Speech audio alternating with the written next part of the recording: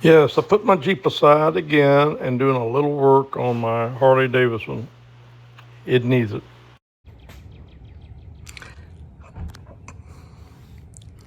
Okay, right now what I'm doing is pulling out the old battery, and I'm also having a problem starting this thing. That's why I also went to a new battery, because this thing just don't, it'll charge up, but as soon as you try cranking, it gets low.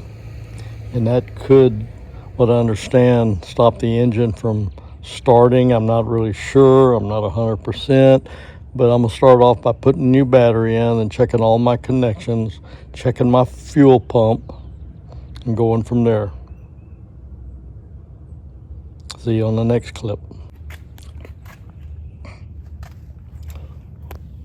Also, this right here, I think this is just an accessory plug-in that you can add. I'm not sure, but I got to double check, make sure this didn't come unplugged somewhere, because I don't know what it is. We'll check on that too.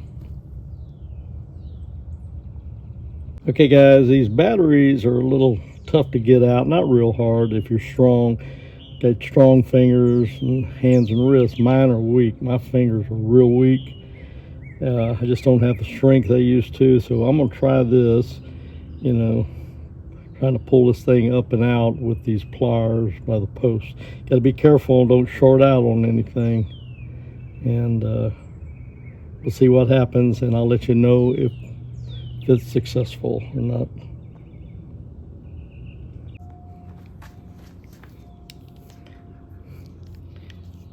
And as you see, it did work. So there's the method I use. Just be careful you don't short nothing out with the middle part of these pliers pulling this battery out, but it came right on out. See, I've had this one. If while I'm in here, got this battery clear, I'm gonna clean this battery compartment out, all these terminal connections, and I've got to check, like I said earlier, this, I don't know where it goes, if anywhere. This here, I'm not sure where that goes. I don't know what it looks like, some kind of plug. I don't know where it goes. It don't have nothing in it. It's just a protector or cover of some kind.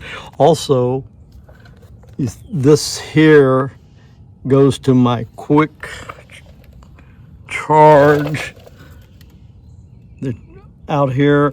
And when you take these connections off, you got to be careful. Don't let them fall down in there. They're hard to feed up in here.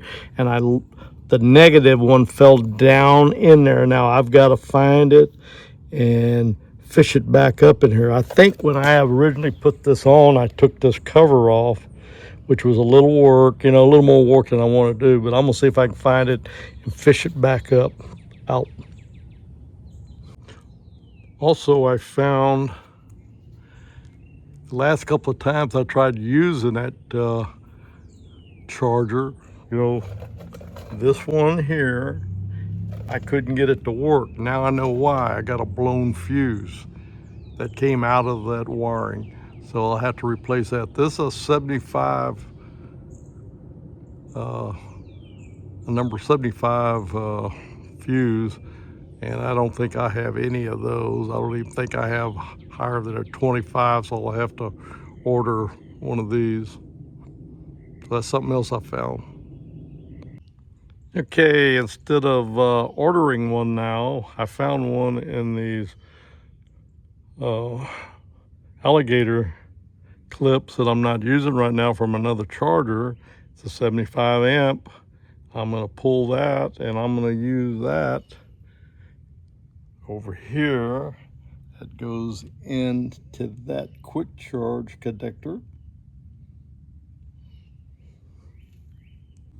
Okay, fuse is in, and I also at the same time found where that cover goes.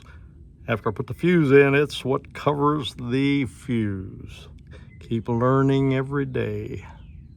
Now I'm gonna find a safe cleaner to clean this compartment, and the terminals, connectors, and all that.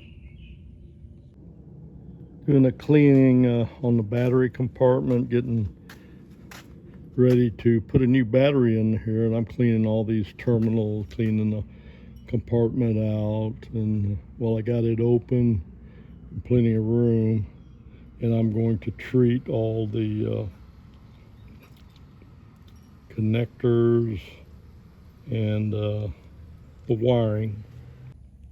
Okay guys, I got the battery in on this 2008 Harley Ultra Classic.